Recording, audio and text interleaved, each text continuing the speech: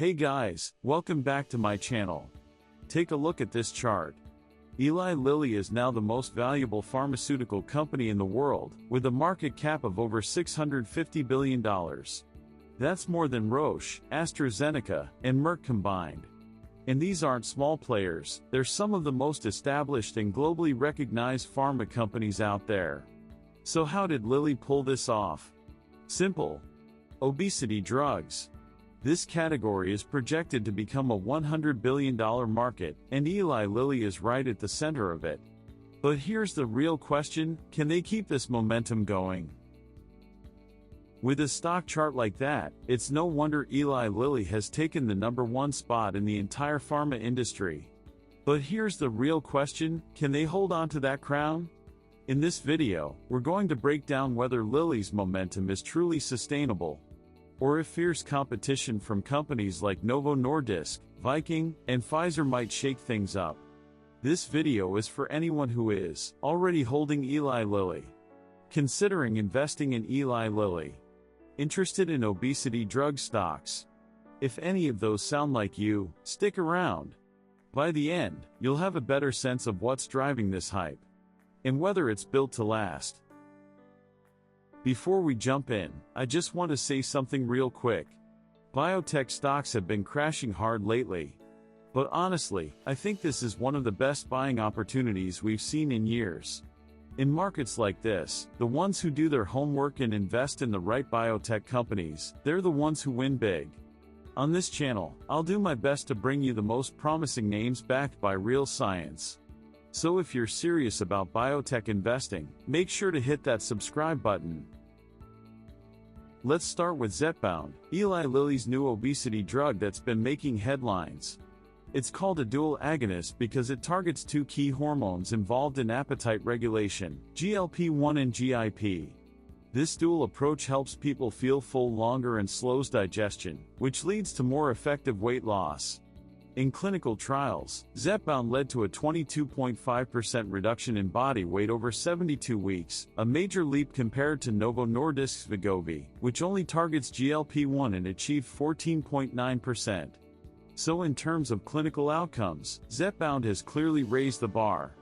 And that's exactly why Eli Lilly's position at the top of the pharma world is starting to look unstoppable. But here's the kicker, Lilly isn't stopping with injectables. They're also developing a next-generation oral GLP-1 drug that could take things even further. Let's take a look. Orforglipron is Eli Lilly's next weapon in the obesity drug battle. As an oral GLP-1 receptor agonist, it demonstrated a 12.6% weight loss in just 26 weeks during Phase 2. With Phase 3 results expected soon, and potential approval as early as 2026, Lilly is aiming to expand its dominance from injectables to orals. And make no mistake, Lilly is betting big on this drug. Until now, all GLP-1 therapies have required injections. Switching to a pill format dramatically improves convenience, and Lilly knows this could be a game changer. In fact, it's been reported that Lilly is already mass-producing the active ingredient even before regulatory approval, confident this will be a blockbuster. Lilly isn't just hopeful about Orforglipron, they're betting big on its success. To avoid the supply shortages that plague Zepbound and Mounjaro, Lilly has already stockpiled over $548 million worth of Orforglipron, a full year ahead of approval. Analysts say this could translate into $10 billion in sales, and Lilly is expected to keep building inventory. This level of preparation signals just how confident Lilly is in Orforglipron's huge blockbuster. Eli Lilly now has not one, but two major contenders in the obesity drug race. On the left, Zepbound, a powerful injectable that's already on the market and projected to reach $29 billion in peak sales. On the right, Orforglipron, the company's bold move into oral GLP-1s, with an expected peak sales of $19 billion.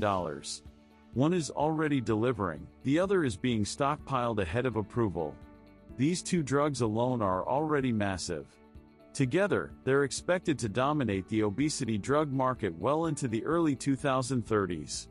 But what's even more impressive? Lilly isn't done yet, they're already preparing their next move.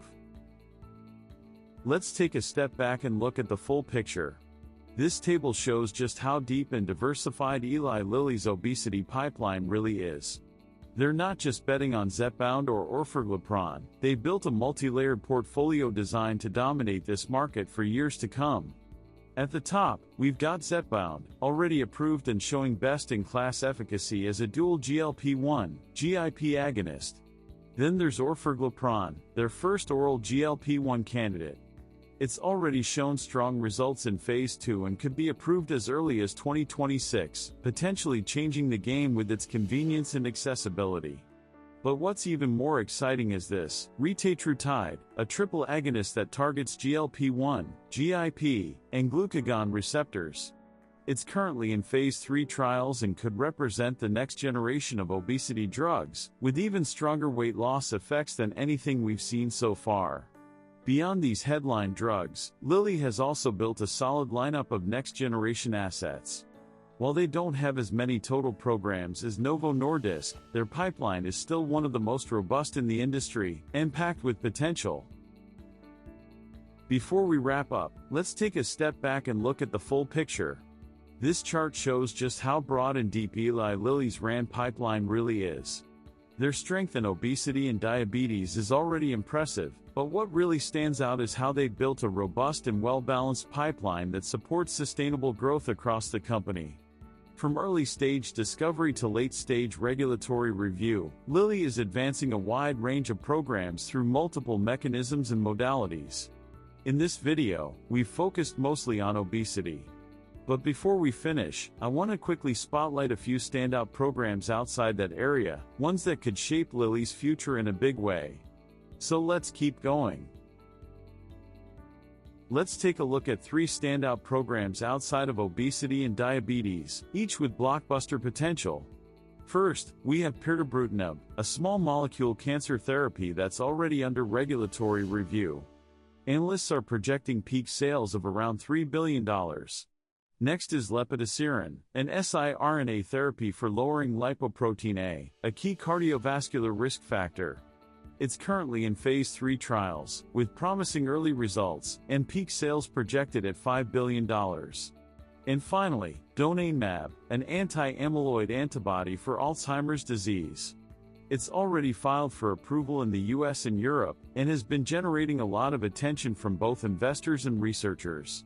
Peak sales are estimated at $7 billion. Together, these programs show that Lilly isn't just betting on one therapeutic area, they're building a broad, diversified pipeline that could shape the future of medicine. Let's zoom out and take a final look. Lilly already has Zepbound, arguably the strongest obesity drug on the market today. Right behind it is Orforglipron, an oral GLP-1 candidate that analysts expect to become a mega blockbuster once approved. And what makes Lilly's story even more compelling? They're not just relying on obesity and diabetes. Their pipeline in other areas like cancer, cardiovascular disease, and Alzheimer's is also progressing well, with multi-billion-dollar potential. With this kind of momentum and pipeline depth, it's hard to imagine anyone knocking Lilly off the top spot anytime soon. The $100 billion obesity drug market is still in its early stages. Right now, Eli Lilly is clearly in the lead, but the real question is, can anyone challenge their throne?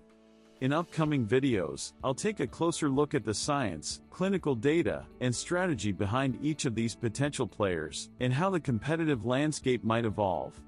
My goal is to share clear, fact-based insights that help you better understand this fast-growing field. If you found this video interesting, feel free to like and subscribe, and I'll see you in the next one.